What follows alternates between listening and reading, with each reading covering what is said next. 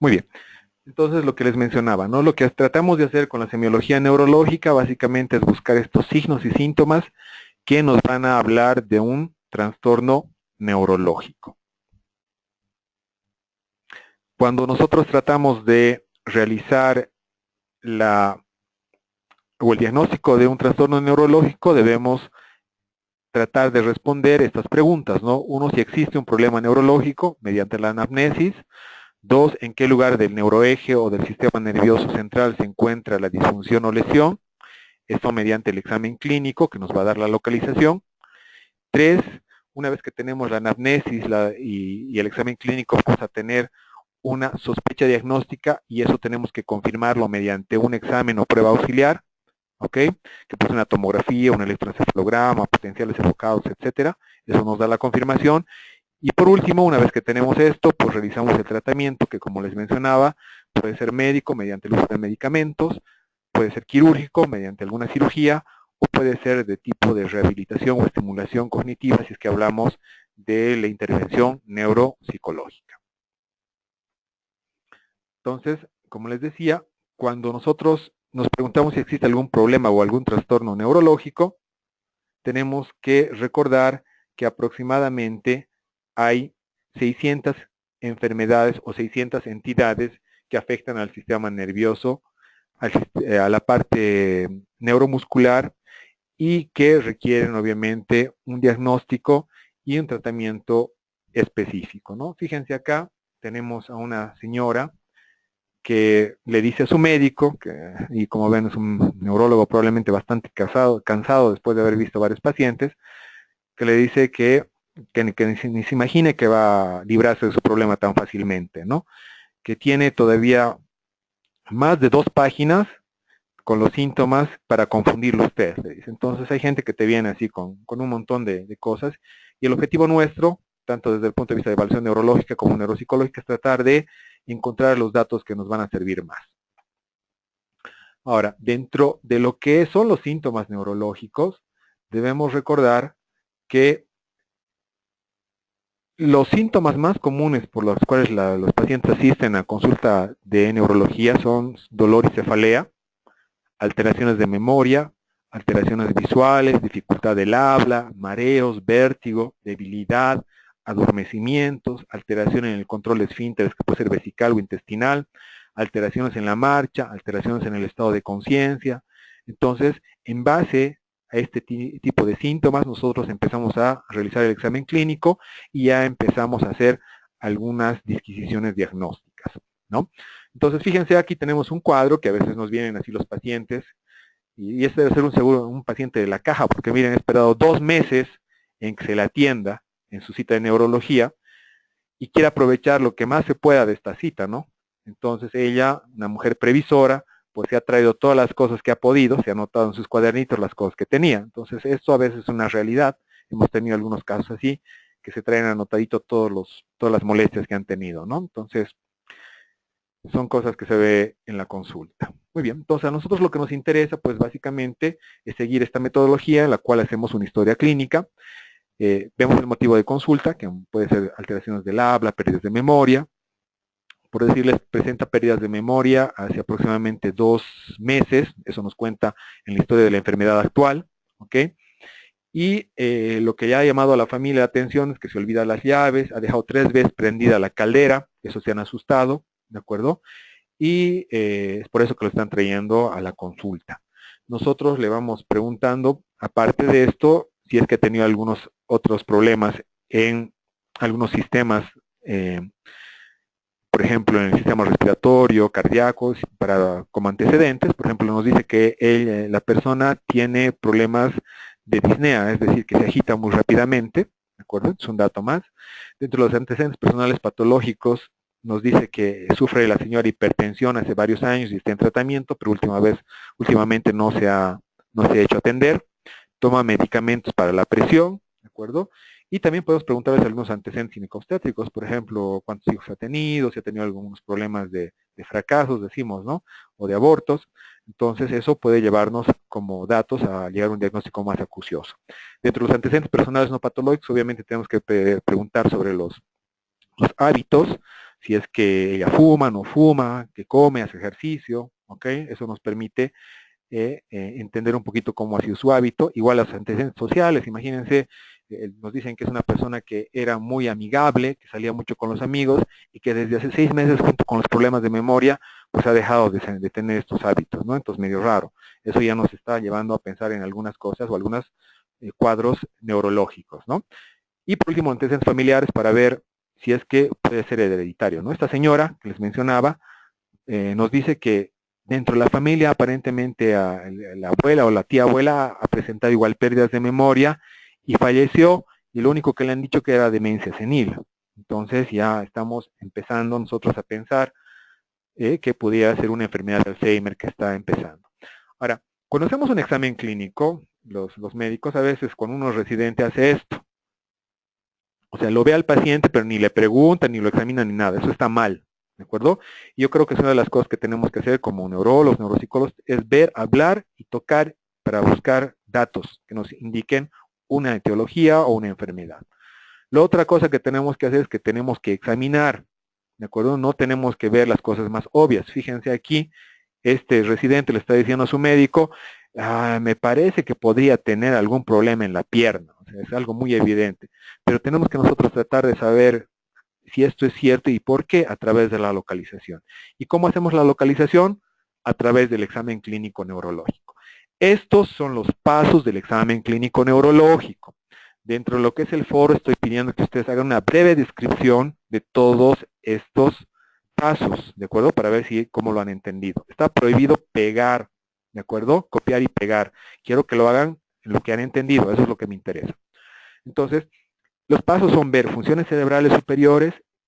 El objetivo de este diplomado es que ustedes sean expertos en la evaluación de funciones cerebrales superiores a través de lo que es la neuropsicología. Entonces, eso lo voy a pasar muy rapidito. ¿Qué otras cosas podemos ver desde el punto de vista, digamos, médico, neurológico? Y como les decía, esto también lo pueden hacer ustedes.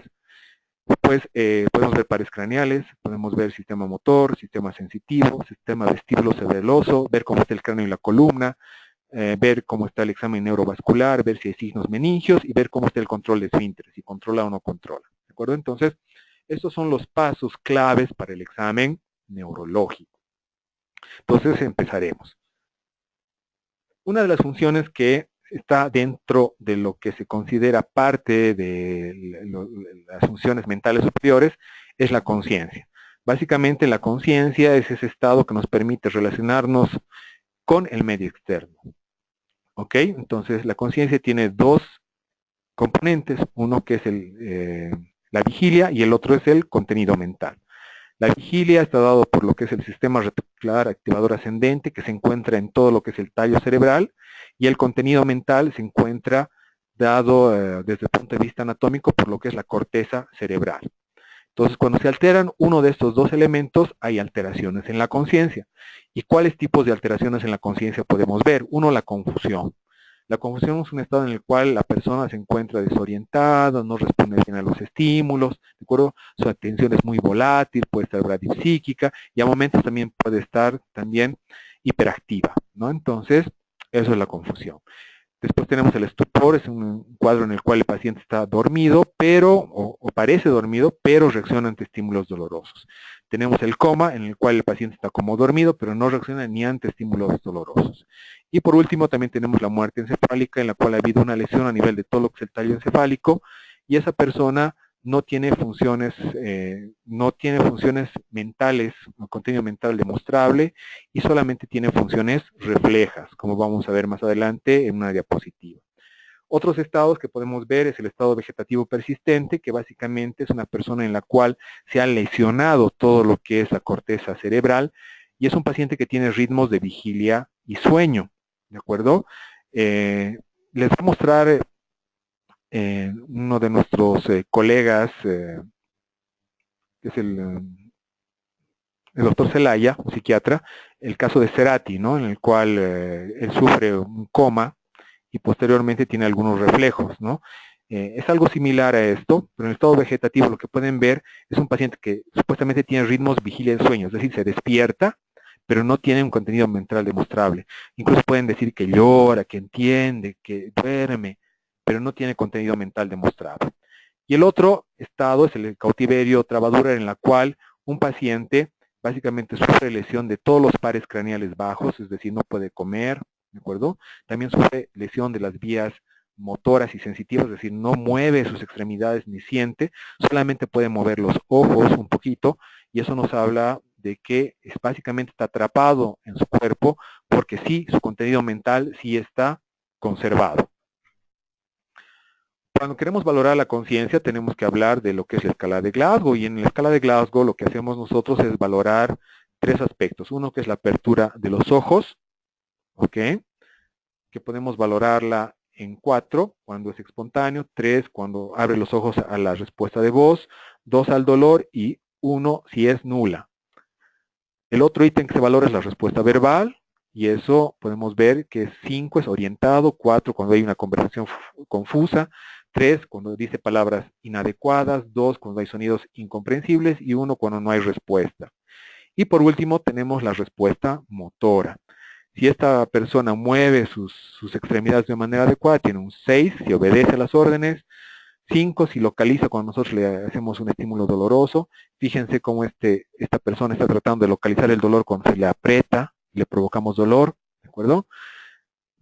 4, cuando retira; 2, cuando tiene respuesta extensora; 3, cuando tiene respuesta flexora; y 1, cuando no tiene respuesta. El Glasgow nos permite evaluar de una manera más objetiva el estado de conciencia. Una persona que tiene un Glasgow de 8 es una persona que está muy delicada y tiene que ser vista en terapia intensiva. Glasgow de 12, 13, 15, nos habla, 13, 14 nos habla de alguna alteración tal vez confusional; 15 es lo normal, ¿de acuerdo? Entonces, eso es lo que hacemos los médicos cuando vemos a una persona con alteración del estado de conciencia. Otra cosa que podemos evaluar, y esto también lo voy a tocar muy poquito, porque eso van a tener un módulo donde van a ver esto de una manera más amplia, es el lenguaje. Sabemos que el lenguaje es la capacidad que tenemos todos nosotros para poder comunicarnos de una manera adecuada a través de un código, que puede ser verbal, escrito, de acuerdo, incluso con mímica. Y cuando se altera esto, principalmente el lenguaje verbal, hablamos de una afasia, ¿ok? Y los dos tipos más conocidos son las de expresión y la de comprensión, ¿de acuerdo? Pero obviamente también tenemos que valorar la lectura y la escritura. Estos son los dos médicos que han descrito las alteraciones en el lenguaje.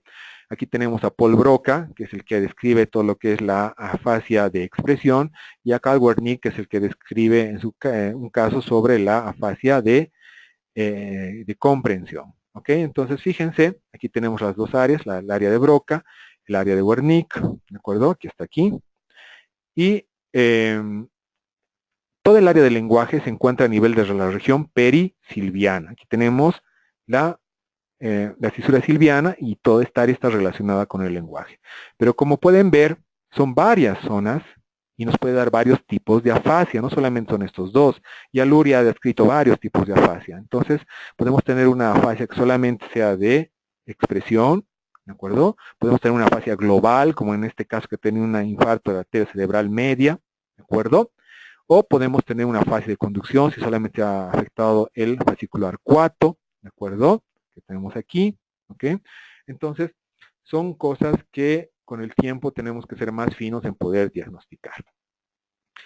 Ahora, obviamente no vamos a valorar solamente eso, podemos valorar toda la que es la parte motora, cuando vemos lo que es la circunvolución frontal ascendente contra el homúnculo motor.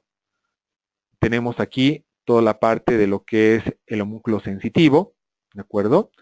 Y eso lo vamos a valorar para poder realizar una adecuada localización de la lesión o del trastorno neurológico. Por decirles, un paciente que tiene una afasia global, es decir, de expresión y comprensión, nos habla de una lesión a nivel del área de Broca y el área de Wernicke. Pero aparte, podemos examinarlo, o hemos visto que tiene dificultad para movilizar el hemicuerpo derecho. Entonces, lesión del área motora primaria. Y aparte, le hacemos el examen, vemos cómo está la sensibilidad, y vemos que no responde a estímulos dolorosos en todo lo que es el hemicuerpo derecho. Homúnculo sensitivo del lado izquierdo. Entonces, de esta manera nosotros hacemos la localización de la lesión. Otra de las cosas que podemos ver son los pares craneales, fíjense. Aquí tenemos la evaluación de todo lo que es la agudeza visual y de los movimientos oculares y del fondo de ojo, ¿no? Entonces, ¿qué es lo que le pedimos a la persona? Que pueda ver, digamos, estas cartas de Snell se llaman, y vemos aquí hasta qué línea puede ver para ver cuál es la agudeza visual. Vemos los movimientos oculares y vemos acá también el fondo de ojo para ver esto que es la pupila. La pupila nos va a dar datos de hipertensión intracraneal, donde vamos a tratar de valorar el disco óptico y la fobia central, ¿de acuerdo? Entonces podemos encontrar alteraciones en lo que es la hipertensión intracraneal, principalmente cuando es crónica. Vamos a tener una atrofia óptica, fíjense, esto es una atrofia óptica en una hipertensión intracraneal crónica, o vamos a tener un edema de papila en una hipertensión intracraneal aguda. ¿Ok? Entonces, de esa manera podemos nosotros ya sospechar, en este caso puede ser de una hidrocefalia crónica o puede ser un tumor crónico que ha estado provocando, una hipertensión crónica. En este caso, de un edema de papila, eso nos habla de una hipertensión aguda, podría haber sido un traumatismo cráneoencefálico y esto nos habla de un aumento de la presión intracraneal. Ambas son urgencias, tienen que operarse. Entonces, la vía visual, fíjense acá, tenemos todo lo que es la retina, el nervio óptico, el quiasma óptico, ¿de acuerdo? Vienen las radiaciones hasta llegar a lo que es la área visual primaria. Entonces, mediante de la evaluación de lo que es los movimientos oculares, los campos visuales, el fondo de ojo, podemos valorar toda la vía visual. También podemos valorar algunos reflejos, como este reflejo que se llama el reflejo oculocefálico, que básicamente consta en que nosotros le pedimos que mueva o le movemos la cabeza a la persona y cuando movemos a la derecha, los ojos se desvían a la izquierda. Y cuando movemos a la izquierda la cabeza, los ojos se desvían a la derecha.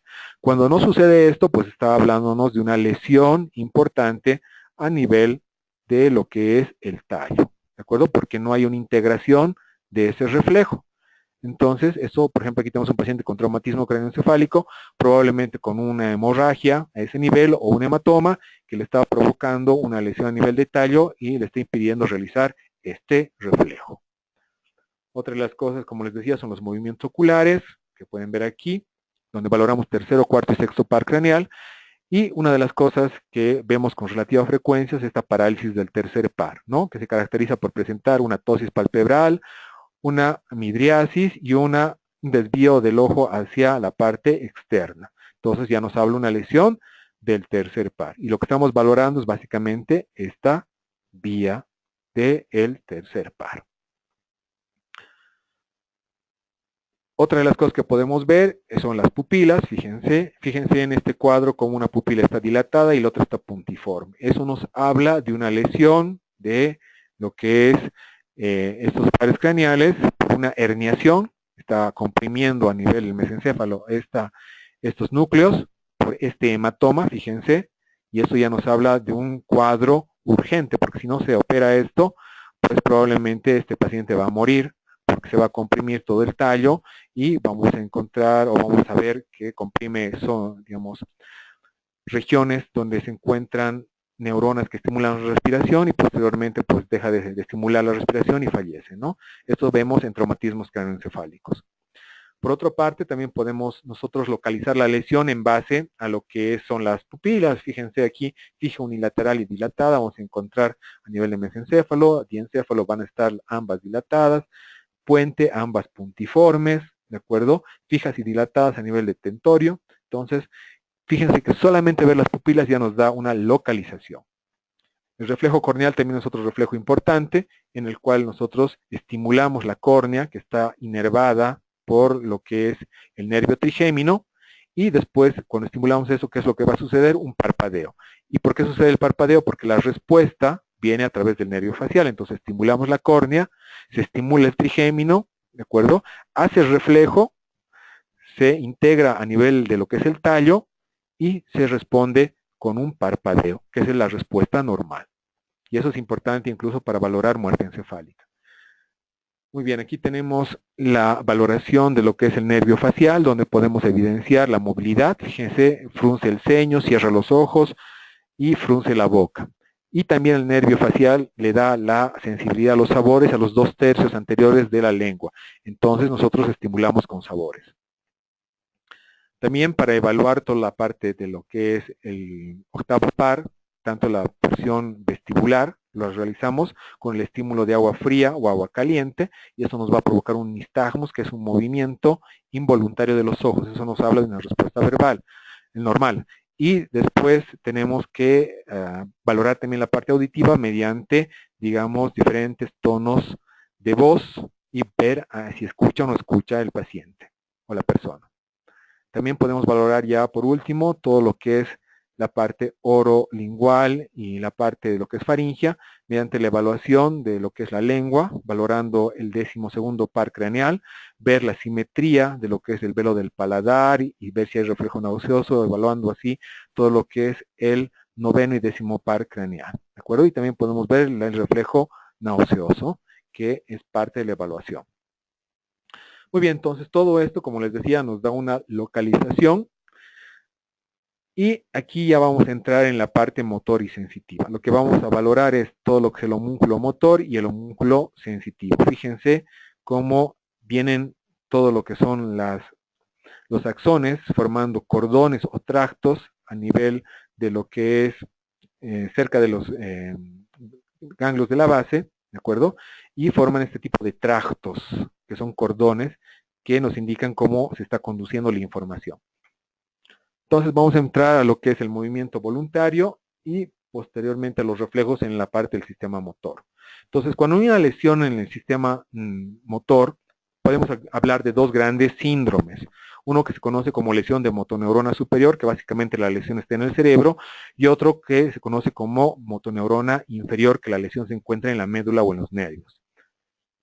Entonces, como verán, en el que se encuentra en el cerebro, vamos a encontrar una parálisis o paresia espástica, es decir, va a estar duro a las extremidades.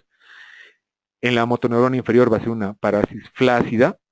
En uno va a haber hiperreflexia, los reflejos van a estar muy vivos, en el otro van a estar hiporrefléxicos.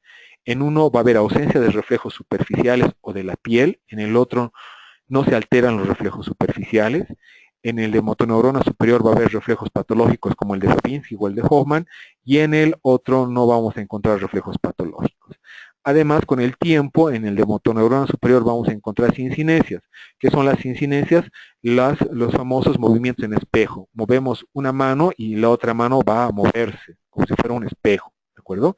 Entonces, eso con respecto a lo que es motoneurona superior. En motoneurona inferior va a haber atrofia muscular y probablemente con el tiempo también fasciculaciones, que son movimientos involuntarios de fibras musculares por debajo de la piel. Entonces valoramos la fuerza de esta manera, podemos pedir que extienda, que flexione, que levante, que aparte la musculatura tanto en miembros inferiores como en miembros superiores, o podemos hacerlo de una manera más pasiva, como ven aquí, simplemente pidiéndole que levante los brazos o que se eche y que levante los pies. Esta prueba de aquí se llama de Mingazzini y esta de acá se llama la prueba de Barré. La pierna que caiga primera es la que nos sugiere que puede haber una paresia. Un ejemplo, por decirles, un paciente que no habla bien, que sospechamos de una disfasia o una afasia, ¿ok? Y vemos que tiene una debilidad discreta en la pierna derecha. Nos habla de que también ha habido un accidente vascular y probablemente se ha comprometido la parte motora, ¿no? Entonces, de esa manera se aplica este tipo de exploración. Ahora, los reflejos también son muy importantes. Los reflejos lo que nos dan son niveles medulares, ¿ok? Entonces, hemos dicho en la clase de anatomía que tenemos segmentos. Entonces, esos segmentos medulares los podemos evaluar también por los reflejos. Por ejemplo, este reflejo, que es el reflejo bicipital, nos evalúa el nivel cervical 5 y el nivel cervical 6. Este reflejo, que es el tricipital, el nivel cervical 6 y el 7. Este es el estilo radial, el nivel C6, C7, C8. El estilo cubital, C6, C7, C8. Aquí tenemos el reflejo rotuleano, que nos valora el nivel lumbar 2, 3 y 4, y el reflejo alquilio, el segmento medular sacro 1 y sacro 2. Entonces, de esa manera, nosotros evaluamos los segmentos medulares. Aquí tenemos un signo que es muy famoso en neurología, que se llama el signo de Babinski, que es un reflejo patológico que se presenta en lesiones de motoneurona superior. Esto nos habla ya de una lesión de la vía piramidal o a nivel del cerebro, ¿no? En el área motora. Esa es la respuesta normal, fíjense, en el gráfico A, y en el gráfico B es la respuesta anormal o el signo de Babinski. Por otra parte, en la parte motora también tenemos que valorar si es que hay movimientos automáticos o anormales. ¿Cuáles movimientos serían estos? El temblor, las atetosis, los balismos, las coreas. Cuando llevemos enfermedades degenerativas, vamos a hablar de una enfermedad que se llama Corea de Huntington o enfermedad de Huntington, que se caracteriza por presentar movimientos anormales y una demencia precoz o alteraciones cognitivas de forma precoz. Entonces, hay que fijarse también en eso, ¿no? Porque hay algunos casos en los cuales empieza solamente el movimiento, o hay otros donde empieza solamente el trastorno de conducta o el trastorno cognitivo. Y más adelante, recién empiezan los problemas motores. Entonces, muchos de estos casos a veces solamente los diagnostican como, no, está empezando con una demencia primaria o tal vez un Alzheimer de personas jóvenes, ¿de acuerdo? Un Alzheimer precoz. Entonces, ya si se presentan movimientos normales, ya cambia el diagnóstico. Por otra parte, tenemos que valorar la parte sensitiva, ¿de acuerdo? Donde vamos a valorar la parte de sensibilidad superficial, que vamos a valorar táctil, la sensación no discriminativa, la sensibilidad dolorosa y la sensibilidad térmica a través de esta vía, ¿de acuerdo? Que es la espinotalámica anterior, espinal, llega al tálamo anterior, por la parte anterior, ¿de acuerdo? Táctil, no discriminativo, sensibilidad dolorosa y sensibilidad térmica. Y obviamente esto se recibe por diferentes receptores, ¿no? El de Meissner es el de tacto, el de Krauss es el de frío, el de Ruffin es el de calor, las terminaciones libres para el dolor. Y aparte de la sensibilidad superficial, también vamos a valorar la sensibilidad profunda, ¿de acuerdo? Donde vamos a encontrar presión, peso, vibración, sentido de segmentaria oposición de las extremidades y discriminación de los puntos que se encuentran muy próximos, que se llama táctil discriminativa. Un ejemplo para qué, por ejemplo, ¿por qué nos podría servir esto? Paciente que viene con deterioro cognitivo y trastorno de conducta, ¿de acuerdo? Que ha presentado alteraciones en la sensibilidad hace mucho tiempo. Uno diría, pues, no tiene nada que ver con eso, ¿no? Entonces, trastornos de conducta más alteraciones en la sensibilidad profunda nos habla de lo que antes se conocía como el tabes dorsal y una infección por sífilis, ¿de acuerdo? La sífilis puede provocar alteraciones medulares con alteración de este tipo de sensibilidad y alteraciones cognitivas o de conducta. Entonces, otro ejemplo para que vean cómo se puede aplicar el examen clínico neurológico compatibilizando con la parte cognitiva. Entonces, cuando nosotros valoramos también la parte sensitiva, lo que tratamos de hacer es niveles medulares, lo que les decía, no solamente con reflejos, sino también con la sensibilidad. Y fíjense, esto es lo que se conoce como dermatomas, ¿de acuerdo? Entonces nosotros, por ejemplo, si estimulamos a nivel de las tetillas, aquí y acá, lo que estamos valorando es el nivel torácico 4. Si estimulamos a nivel del cuello, podemos estar estimulando cervical 4 y cervical 3. Entonces, para eso nos sirve la evaluación de la sensibilidad y la evaluación de los dermatomas. Después hay síndromes sensitivos que los voy a pasar muy rapidito, que en realidad esto nos, simplemente que lo tengan como conocimiento. Por ejemplo, que hay un tumor está comprimiendo o ha seccionado, digamos, por un trauma. Vamos a tener un síndrome de sección medular que básicamente se caracteriza por presentar pérdida de fuerza y sensibilidad por debajo de la lesión y también falta de control de los esfínteres.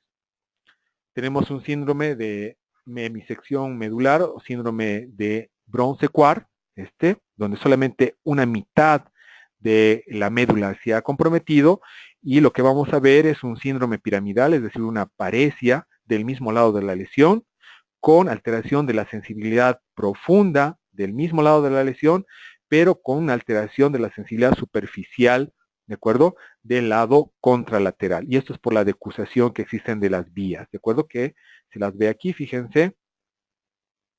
Aquí, por ejemplo, viene la sensibilidad superficial y decusa casi inmediatamente. Mientras que la sensibilidad profunda decusa o cambia de lugar un poco más arriba. Entonces, por eso se explica este síndrome de Brown-Séquard. Otro síndrome sensitivo es el síndrome de cordón posterior, que les hablaba del tabes dorsal, donde hay una alteración de lo que es la sensibilidad profunda. Después tenemos este síndrome que se llama el síndrome siringomiélico, que es básicamente una dilatación del conducto ependimario que nos va a provocar una disociación termoalgésica, es decir, va a estar conservada, va a estar alterada la sensibilidad superficial y la térmica va a estar conservada. El síndrome de raíces posteriores, básicamente cuando uno tiene una hernia de disco y uno tiene dolor en el nivel de la compresión del nervio de la raíz, va a tener pérdida de fuerza, ¿de acuerdo? Y disminución de los reflejos, dependiendo de qué nivel de la raíz sea. Muy bien, llegamos a la parte del vestíbulo cerebeloso, es decir, del cerebro, y lo que este controla y nosotros vemos es básicamente coordinación y metría, es decir, realizar movimientos adecuados. Entonces, para esto utilizamos prueba del dedo nariz, es decir, debemos pedirle a la persona que se toque la nariz con el dedo índice de las dos manos de forma alternada. Podemos hacer lo mismo eso con los miembros pélvicos, con el talón rodilla, ¿ok? Pedirle que se toque la rodilla con el talón contralateral y que baje hacia el pie de forma rápida, unas 3 veces con cada miembro. El tronco lo podemos valorar dentro de lo que es la coordinación mediante una prueba que se llama prueba de tándem, que es básicamente caminar sobre una línea recta para ver si es que se desvía a uno u otro lado.